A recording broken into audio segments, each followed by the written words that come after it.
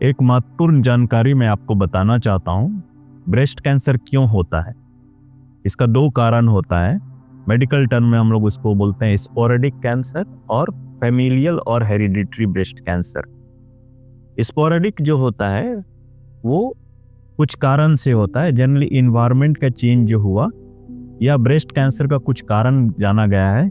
उसमें एक कारण मोटापा होता है, दूसरा कारण स्मोकिंग है, तीसरा कारण ज़्यादा अल्कोहल ड्रिंक करना है, चौथा कारण लेट प्रेगनेंसी है, अगर आपकी प्रेगनेंसी 35 ईयर के बाद होती है, पांचवा कारण है कि अगर आपकी प्रेगनेंसी हुई है, आपकी डिलीवरी हुई है, आपने ब्रेस्ट फीडिंग नहीं किया है, तो ब्रेस्ट फीडिंग भी एक प्रोटेक्टिव है ब्रेस्ट कैंसर के लिए। जो नेक्स्ट इम्पॉर्टेंट रीजन है वो उसकी जानकारी बहुत महत्वपूर्ण है, जिसको हम लोग फैमिलियल ब्रेस्ट कैंसर बोलते हैं।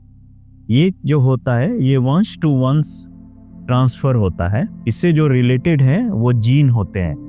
तो जीन क्या होते हैं? जीन के कुछ गड़बड़ी होने से या जीन में कुछ चेंजेज होने से ये ब्रेस्ट कैंसर होता है।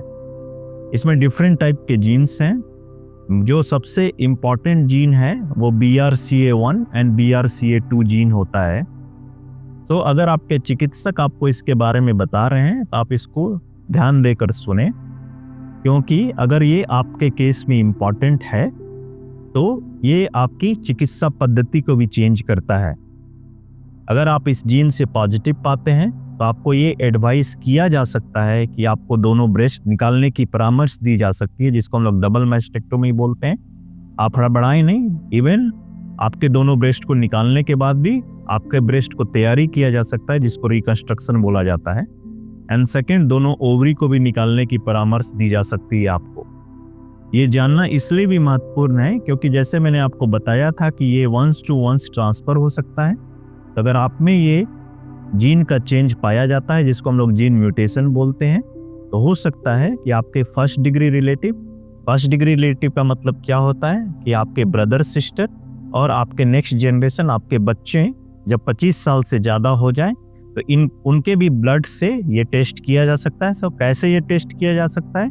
ये ब्लड से किया जा सकता है या सलाइवा से किया जा सकता है। अगर आपके बच्चों में भी ये अगर जीन का म्यूटेशन पाया जाता है तो हम लोग उनमें प्रिवेंटिव स्टेप लेते हैं, उनमें कैंसर नहीं होने का स्टेप लेते हैं, जिसको हम लोग रिस्क रिड्यूसिंग स्टेप बोलते हैं।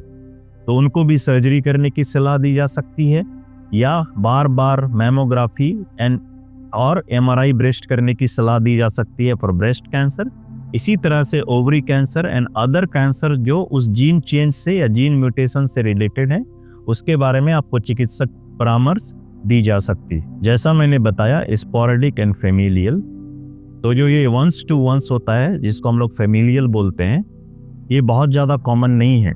ज़्यादा जो कैंसर हम लोग देखते हैं 90% ऑफ द ब्रेस्ट कैंसर जो होता है वो इन्वायरमेंटल चेंज से होता है, जो आपके बॉडी में या तो इन्वायरमेंट से चेंज हुआ या फिर जो मैंने कारण बताया, ब्रेस्ट फीडिंग नहीं करना, लेट प्रेगनेंसी होना, या फिर ओबेसिटी, अल्कोहल एंड स्मोकिंग।